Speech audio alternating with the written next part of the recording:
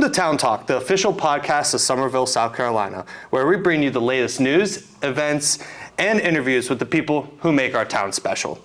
I'm Chris Makowski, the town's public information officer, and welcome to the first filmed podcast. This is very exciting. Yes, it is. And today I have a very special guest with me. I have Chief Waring with us. How are you doing today, Chief? Doing great. Thank you so much for coming to the podcast and really taking the time to talk with me and have the community really understand and know more about you, but also what's next, because we know retirement's coming up. That's right. Yeah.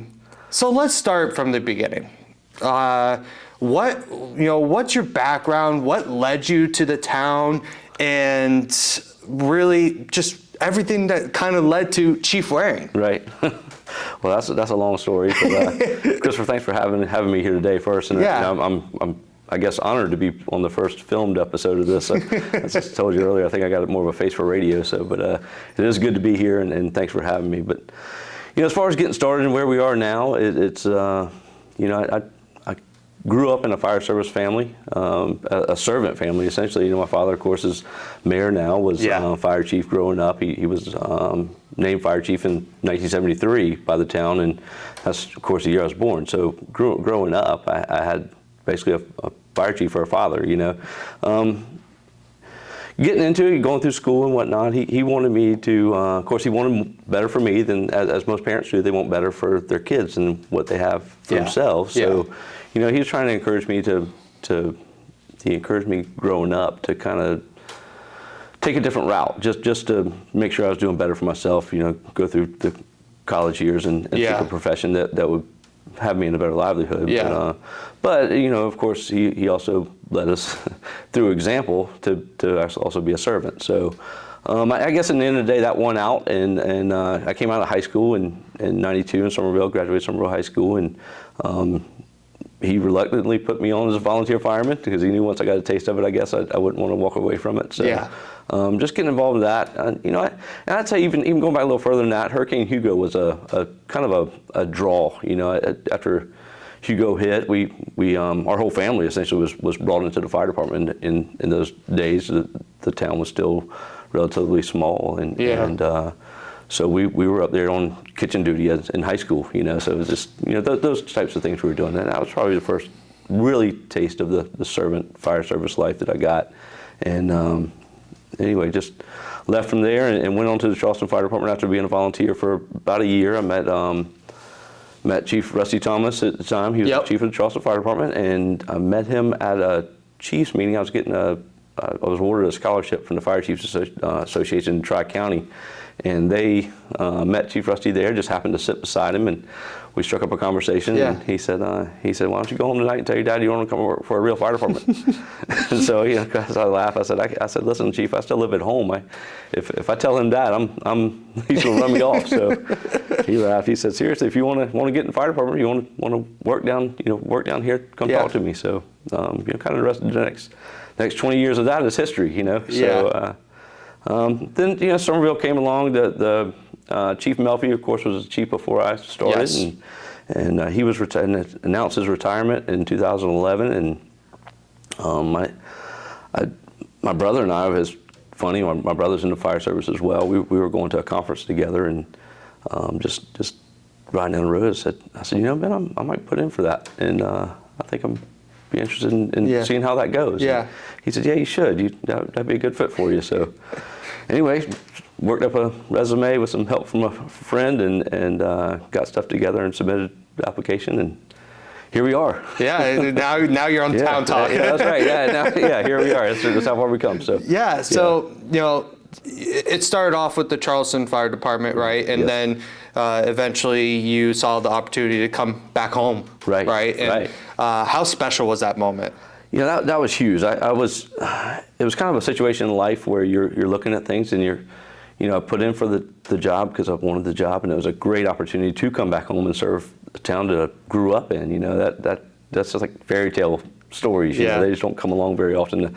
My father was a fire chief here, and here I was about 12 years after he retired. I'm having an opportunity to come back and be fire chief, and so that was it was a great opportunity to do that. But I was also in a situation in life where, you know, I just kind of said, well, I want this job, but I'm also okay where I'm at. You know? Yeah. So I guess contentment is where I was in life and where I try to stay in life. But you know, but it was good. It all worked out, and I have been honored to have served this town. Thinking back, it's different. You know, I went to Charleston every day and served there, and served with 100%. You know, I was on board in the Charleston Fire Department. Yeah. You know, I did the job and took it very serious, and Yep. knew that I was responding to people's needs on their worst day, and took that very serious, and really tried to do my best to take care of them and get them through that, Yeah. whatever the incident was we were at the moment. But the chances of me running into somebody on one of those calls that I knew was very slim. So working at home, it kind of brings that extra sense of a feel to it, because, you know, you grow up here, you get to know people here, your family's been involved in this community for forever, and you know, when you know those people that you're responding to on their worst day and their worst hour, then you know you know, it brings a whole new sense of feel to it. So, you know, having that chance to do that it's been I found it more difficult. It's more difficult to let go, of course, after the incident's over, but to get ready for the next incident. But at the same time, it just brings an extra sense of just, I guess, joy and fulfillment of the job. I get it. To be there for people that you know. I get it, because you are serving your community, the place Right. that you call home. It's almost, you have that sense of not saying you didn't feel the sense of protection in Charleston, but Right. now you're protecting your community. You're Right. protecting people you grew up with. Right. And that I get it. I get that it has that extra It is. oomph to it. You Right. know? It does. It does. It feels good. Yeah. Now, when you became chief, how excited was Mayor Waring? He was ecstatic. I remember he called me the morning of, and even, you know, before the application process and all. He said, "Man, this is so good. I hope you'll get through this." Yeah. And you know, they'll go with you on this, and you know, he was very proud. Yeah. You know, to say the least, and he's been there for me. I mean, God, what an opportunity for me to have a mentor like that. Yeah, you know, if absolutely. When I'm writing a presentation to a council for the first time, I have a person there, my father, that I can go talk to and say, hey, what do you think about this? And, you know, he can give me a great perspective on things in that regard. So, you know, that was just it's like the ultimate safety net. You know, I just had somebody that was really kind of always looking over my shoulder, you know, here in town to help, and that's been wonderful. That's awesome. Yeah, that's it's awesome. good. I love that. And to switch gears a little bit, you've experienced many years in the fire industry and working with fire departments, and here in Summerville and Charleston. I want to pick your brain and go a little deeper. What are some of the most memorable experiences that you've had over the many years you've been doing this?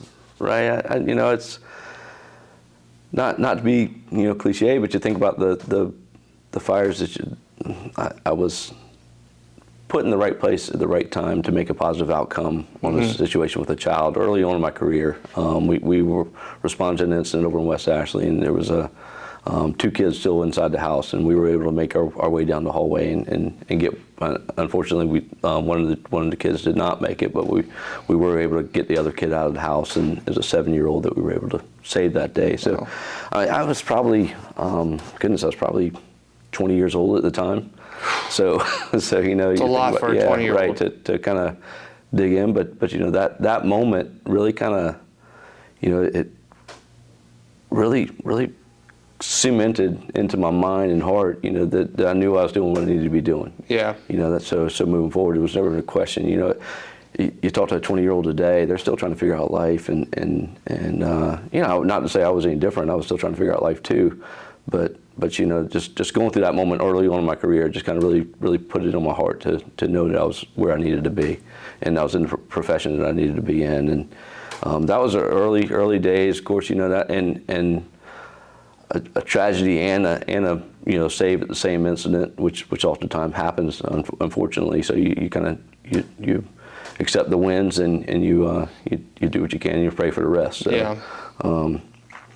But no, didn't you know the pros of earning promotions and the joyous events of being in the fire service family? The fire service is a family, so it's and I said this I don't know how many times in my life, especially here recently as I'm getting to the end, but greatest profession in the world. Yeah. And this is I'm biased, of course, but this is the greatest profession in the world, because you go to work, it's not going to work. You go to work and you're going to your next family. And you spend 24 hours, 48 hours with a crew, with the same crew of people. You're going through hard times together. You're dealing with tough situations together. You really develop a bond. And having those bonds over the years has been fabulous. That to have that just that extra family that I've so enjoyed as far as a pro of the profession. But and you asked about incidents. I know I'm getting off topic here, kind of.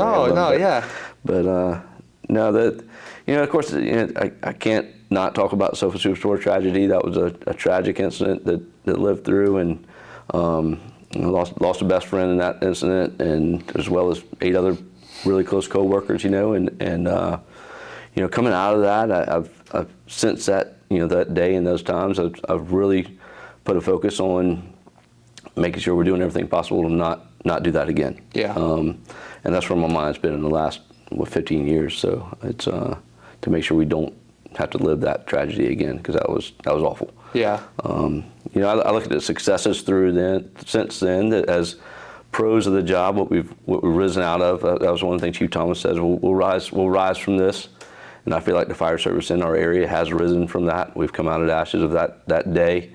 The fire service in the Tri-County area works closer together now than what they ever have. Yeah. That we train together. We write policy procedures together. Yep.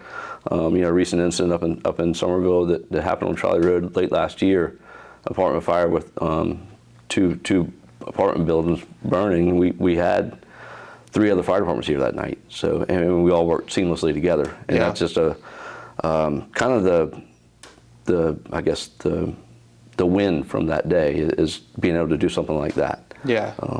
And that makes sense. And that just says a lot about you and your leadership with the fire department as well, and taking it to that next level, going through the tragedy and then overcoming and growing and building from that. Right. And it says a lot about you as a leader as well. I want to dig into the leadership side of it a little bit more. What is it like to be a leader of the fire department, and what are some you're at the end here, so pat yourself on the back a little bit. What are some things you've done as a leader, as the chief, that has really benefited the Summerville Fire and Rescue? It's we can look back at the accomplishments that we've had in the Summerville Fire Department in the last 11 years, and we can break them down into people and projects. Yeah. And of course, on the people side of the thing, that's where the leadership really comes into play. Really, all I feel like I've done in the last 11 years is just encourage people to be a little better every day. When you wake up tomorrow, when you wake up this morning, just tell yourself you're going to be better today than what you were yesterday. Yesterday's in the past, and tomorrow's the future. This is right now. Let's start right here.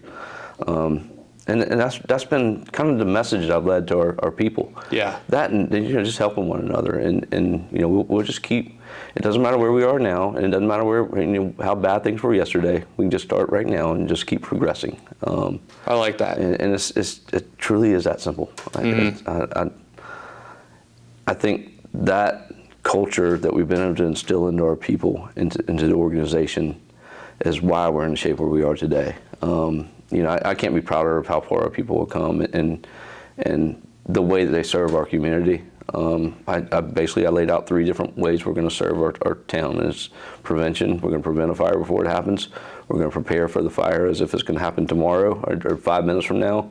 We're going to be prepared for it, and then we're going to respond. Those are the 3 different methods, and it's like a 3-legged stool. We have to put the equal focus on all 3 of those. Yeah. So we take each one of those and break them down, and we just try to do each one of them a little better every day. Yeah. And that's basically the premise of how we operate. Yeah, it's like almost like a ladder, right? Right. You just keep going up and up, and you're not. I like that. That's a really good message. And I like to call it a conveyor belt. Well, that's good. That's better than a ladder. Because then, what every time we do a promotion in the fire department, I get to sit down with the people that were promoted, of course, and the day of, and I've always told our command staff, listen, you guys are going to know who's getting promoted before they do, but it doesn't leave that room until we bring that person in the room to tell them. So the first person beyond command staff that gets to know they got promoted is the person that's getting promoted. So that's what we do. So we bring them in, sit them down, and I've had the same message now for about 11 years. I said, all right, you took a step up. Congratulations. That's great for you. This is how far you've come, and you've earned this. No question about it. But now that you've taken a step down, there's a void where you were. So now you got to reach back and pull the next person up behind you. Yep. That's part of your job as earning this promotion, is to fill that void that's below you. So you're building leaders. Right. And that it says a lot for the type of individuals, the men and women that work within the department, because of your leadership style is in what we're hearing and learning, and what you could physically see, is you're building leaders, not just from the top, of the food chain, but from bottom up. You're building leaders all the way down. Yeah.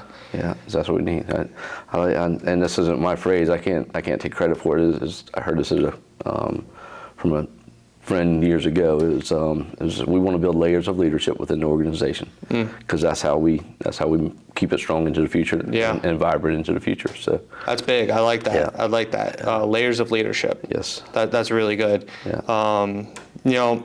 Speaking of that, and we'll go back to talking about you a little bit, but I want to talk about the next chief, Chief Melcher.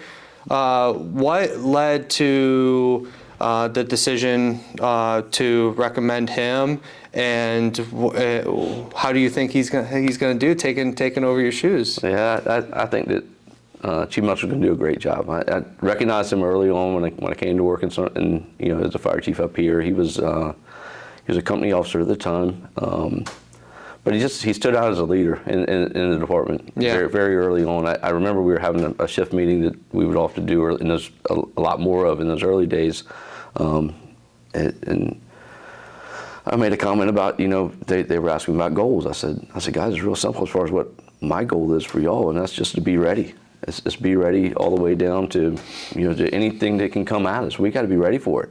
When we go on a call, there is no 912 for us to call to get help to us. Yep. We are 911, and everything beyond that. So it was something that came up, and there was something else going on in the department at the time. And I remember Brent raised his hand in the meeting, and he just said, well, isn't this part of being ready too? And it's fitness. Chief Melcher likes his exercise. Yeah. There's no question about it. He's very adamant and strong about that. And I said, yes, sir, Chief. You're Captain. You're absolutely right. And the fact that he was able to stand up and raise his hand in a room, he was comfortable enough in his own skin and shoes in that room with a new boss to be able to raise his hand and question what we were talking about. Just kind of sparked my eye on him. So just watching him over the last 10 years, the way he handled himself and the way the people in the department kind of went to him and stuff, I just kind of knew he was going to do everything. So he just had that extra. Right. I get it. So he's gonna do great. Chief Melcher's he's still young. He's young in the department. He's a young person. Yeah. And he's young on just getting into the position. Yeah. So, yeah. I look forward to being here. I hope to still be a shoulder he can come lean on if he needs it. And I'm not leaving town. I'm not moving away. So I'm going to be right here in town. He's got my number. So he of course can always call me. But I just think his style, his leadership style, he's very patient. He listens very well. He takes in the information and then makes a decision. He's not one to have an emotional response to things when they're going bad. And I think those are just traits that'll serve him well as he takes on the role and really kind of just spreads his wings a little bit. Yeah, of course. I'm excited to see. So. Yeah, we'll definitely get him on in a podcast episode at some point in the future. Well, I'll let him get used to the new role first before. He's drinking from the fire hose at the moment. So and to go back to what you were just saying, you went to the next level, which was retirement. and what you did is you pulled someone up. Right. And so that it's really cool to see that, and it's encouraging hearing the type of foundation that there is at the department. We talked about the 3 pillars, and prevention was the first one. I wanted to, for the community, dig into that a little bit. What are some of the things the fire department is doing to educate and prevention? You know, what are we doing? So starting with, you know, our fire marshal's division, they do annual fire inspections on every business in town. So that's step one, of course. And I guess that's not even step one. First thing we did is in town is we've adopted the International Fire Code, which is part of the International Building Code. It kind of runs concurrent with that. Every 3 years they have an update, but it's about every 6 the state adopts it. So as has adopted our ordinance for the fire prevention in town, it just states that we'll adopt the most recent version of the International Fire Code.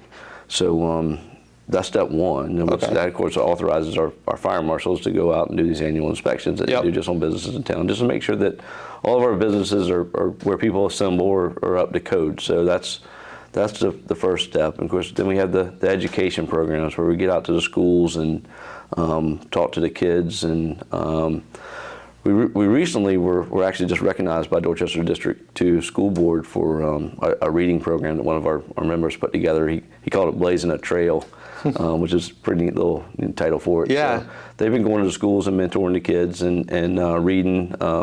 How cool! Yeah, that's awesome. I believe doing about every month now. Yeah. So anyway, it's just a way to get us out in front of kids and deliver the message of the fire prevention. You know, the old things that we all went through as kids, you know, growing up. It's basically the message hasn't changed much. We still do stop, drop, and rolls, and we still do smoke alarms, and you know what to do with creating a fire escape plan for your house and all those things. So the other thing we did when we started this when I became fire chief was our smoke alarm program. So we were getting maybe a request every other month for to put in a smoke alarm in a house in town. So through grants and fundings and different opportunities, we actually have smoke alarms that we'll go put in for free at any resident in town of Summerville. So we were only getting, you know, requests here and there. It was very, very small. So we just thought, if they're not coming to us, let's put them on the trucks and we'll take them to them. Yeah. So we started going out once for an hour a month.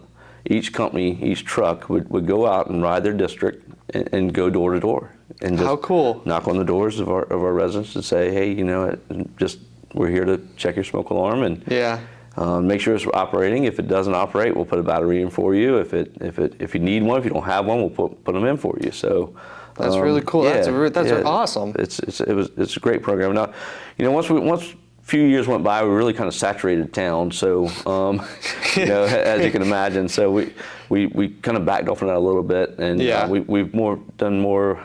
Well, we got to get back into a more focused strategy for that now, where we teamed up with the Red Cross and we would do specific areas of town. So we'd go door to door with the Red Cross. They provided the smoke alarms, and we had some manpower, of course, and for the blitz, and fire trucks always show a good message for that. A good backdrop for that message. So you know, just that program was very good and very beneficial, I felt like, for the town. I wanted to go back and track the old data that we had, the old records management system we had didn't allow us to track the data to see if we ever had a fire in one of the houses we put the smoke alarm in. To see that would be interesting, right? To see the outcome of that. So, you know, be more measurable. But, you know, at the end of the day, you have a working smoke alarm in your home, then you know, your odds of getting out ahead of tragedy is far greater than not. So, of course, just knowing that we're out there putting them in always gave me good peace.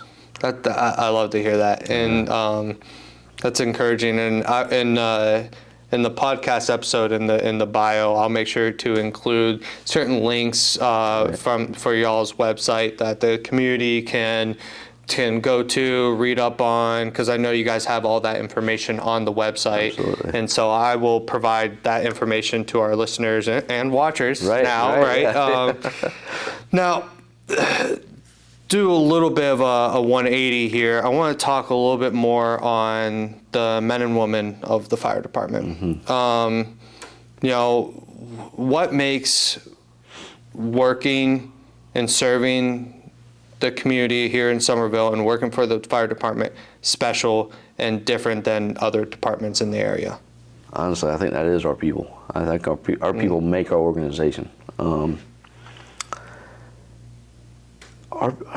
Our people are happy. I don't know what it is about it, but I mean, they're you know, you can't walk into one of our fire stations and you got a bunch of grumbling old, not to say that they don't grumble from time to time.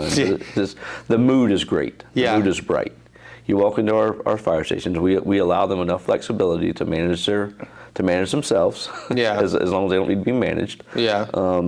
So they can have a little fun in the day. I grew up and was raised on the premise of work hard, play hard. And so that's what we try to allow the when there is some free time in the fire station, that you know that we don't have our finger on people all day long to where we're assigning them busy work just for the sake of staying busy, because there's nothing that kills morale in an organization more so than just saying, here, go do this just because you need something to do. You know, go clean this clean wall. So, you know, it's just stuff that we allow our people to manage their day, and they do a good job with it, and they take a lot of focus on training, but they also are relaxed, and that's just the feel of the fire stations in our town. And I love that. You don't want to go to work and be miserable. Especially in the fire service when you're there for 24 and 48 hours. So we got to make sure that they're happy in the stations, and I think they are. No, you can see it. You can see it for sure.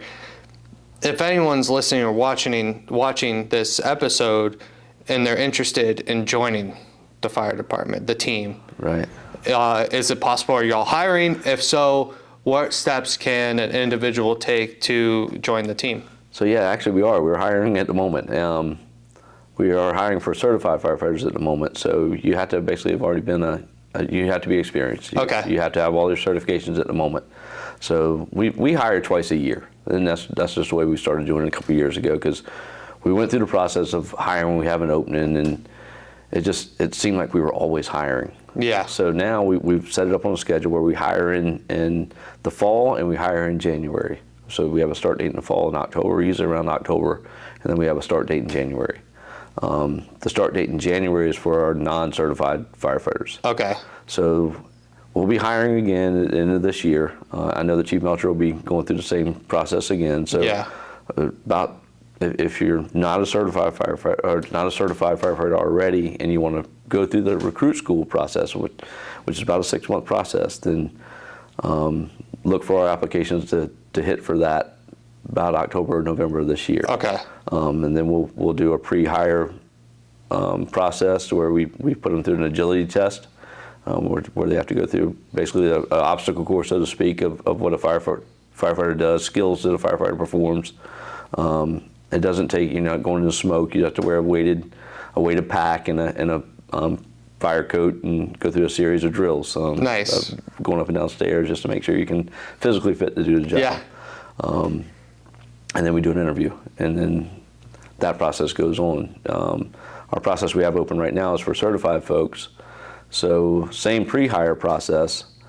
They'll come on, they go through our agility test and then an interview, and then we'll select from that group. You just have to have all the prereqs of firefighter 1 and 2 and preferred EMT already in-house, and so and then that's a 6 or 8 week school. We just kind of show you what our they spend there 5 days a week. They're at our training site for that program, and we go over Summerville fire rescue operations. And we also go through rescue to rescuer skills and things like that. Just so we want to make sure that when the firefighter hits the floor, when they're assigned to a truck, they have all the basic skills they need to hit the ground running. That's just part of the process of just building future leaders is bringing them in the door and setting them up for success. Not just throwing them on the truck and say, here's a coat, here's a helmet, and go ride with this truck and go Yeah. do you. You Yeah. know? Yeah. So we bring them in the door and give them a good foundation, and then that helps us on up the line when it's time for that person to step up.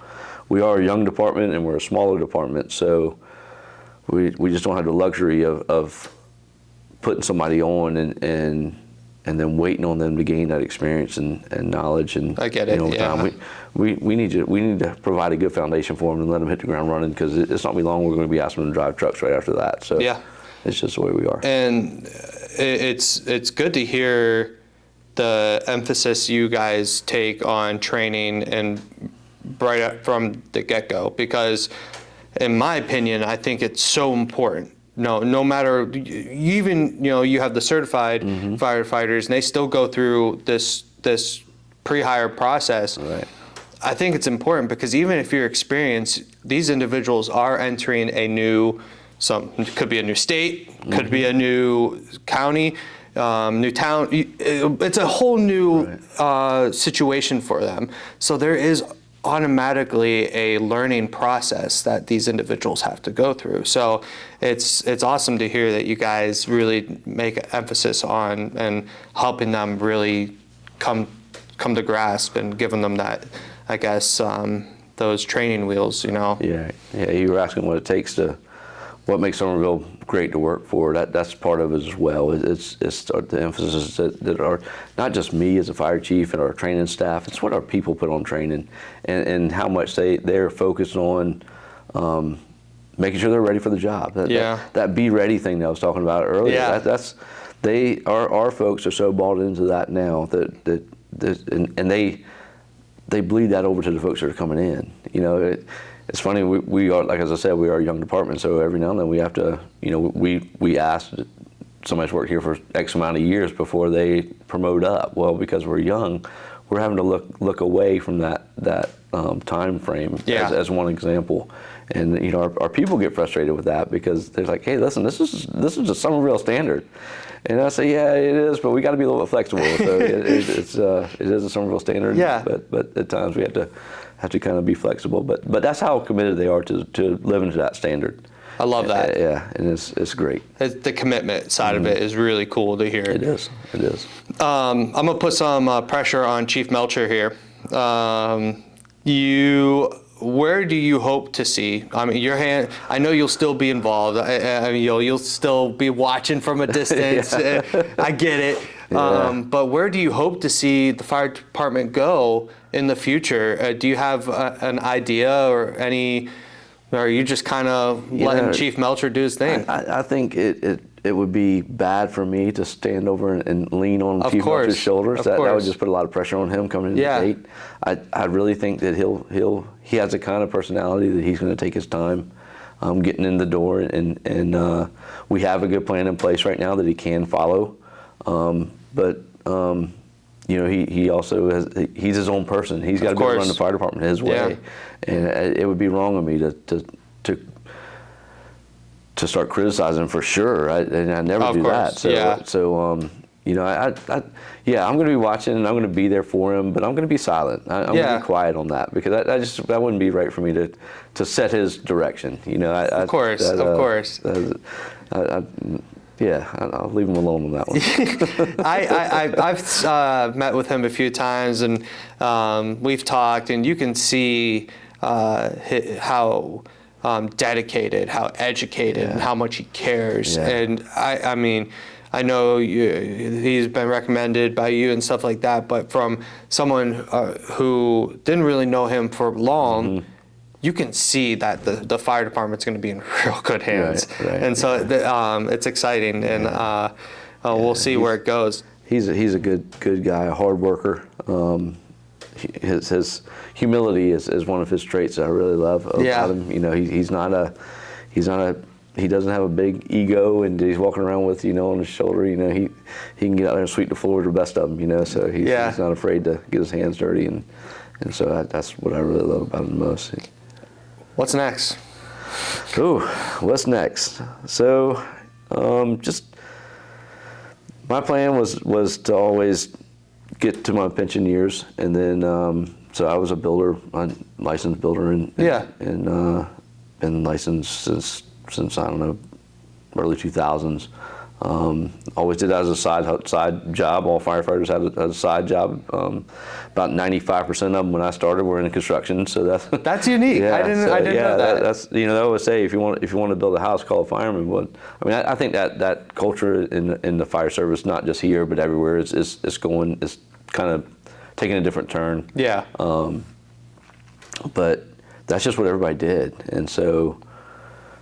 When I started in Charleston working shift work, one of the guys had a little construction company, and he pretty much said, "Hey, listen, what are you doing today?" I said, "No, I'm 19 years old. I'm going home to go on a boat or something." You know? Yeah. He said, "Oh no, you're not. Come on with me. We're going to do some carpentry work today. You have to learn that you can't just make it on this job. You got to work two jobs. So here's lesson one on life skills." But, yeah. So anyway, that was always my plan to do. My pension time was 28 years. I did 30. I got to 28 years, and I just said I'm not ready yet. But, yeah. We're at 30 now, and if I'm going to take a second shot at life, a second career, I need to do it, now rather than later, because I'm not getting younger. Yeah. The years are still going by. I don't feel old, but no, you're not old. No. but we're still young enough where we can do that. So that's kind of where I was heading, and I got some other ideas. I think the cat's out in the bag, but just gonna maybe dabble in politics a little bit, but we'll see how that goes. Well, we're all excited to just see where life takes you, and I definitely deserve a vacation too. I hope you take some time. Yeah, the wife and I will celebrate 20 years of marriage this year. Congratulations! Thank you. That's awesome. Thank you. I don't know how she put up with me that long, but anyway, hats off to her.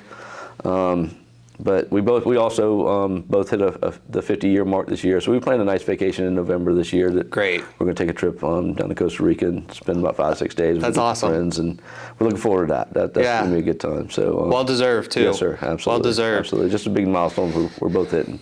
But yeah, that's good stuff. Yeah. I guess the couple last things before I think we go our separate ways here. My second to last question is, anyone joining the fire department, what advice you give them? Advice coming in the door. Take care of your body. Take care of in other words, be in physical condition to do the job, because it is a physically demanding job. That's step one. Take care of your mind, because you got to have some smarts to do this job. Yeah. And take care of your heart. Oh, that's important. Because it's you don't want to ever forget why you're doing the job, and it's easy to do in the world we live in. It's the world we live in is a me world. This earth that we're on, and there's absolutely nothing about the fire services that's what about me, nothing. So it's all about the giving to others. That's awesome to hear, and I think anyone who's listening who's interested in this field, or just anyone in general, I think that's an important message. Yes, My last question, which I've started to make a routine for every guest of the podcast. You've been here for many years. You grew up here. Top 3 places to eat. Go. Oh, Summerville. Yes. Top 3 places. Wow. My wife and I go out to eat a lot now as we're becoming empty nesters. Not that we aren't quite yet, but our youngest is a teenager now, so she's got her own life. But no, we have a kind of a circuit, so to speak. So, as far as a finer dining meal, I got to go with Oscar's and Ice House. Those are two right here in town. Yep. My friend Jason would hate me if I didn't say he'd really give me a hard time if I didn't mention Chuck E. Shack. We love that place. It's a great little family-run it's good. establishment that's fun to go hang out in, and you're always going to see a familiar face in there. So that's a familiar spot for us. And then on the other side, Alice and I tend to visit Palmetto Flats quite a bit too. Just for a good meal and it's a chance for us to go and sit down and just talk when it's just we want it to be the two of us. We don't have to worry about running anybody. We don't typically run into somebody we know, and we can go in there and have a nice meal and just have one-on-one time with us. So You might just ruin that, though. yeah, I know, yeah, right. Well, Chief, thank you so much for the time Yes, today. sir. I really Absolutely. appreciate it. Absolutely. And, keep a watch out. We're going to continue to do filming of our podcast and for our YouTube, but you can also continue to listen via Spotify, Apple Podcasts, and anywhere else you listen to your podcast, and on the podcast website as well. But thank you guys for tuning in, and until next time, thank you so much. Thanks, man.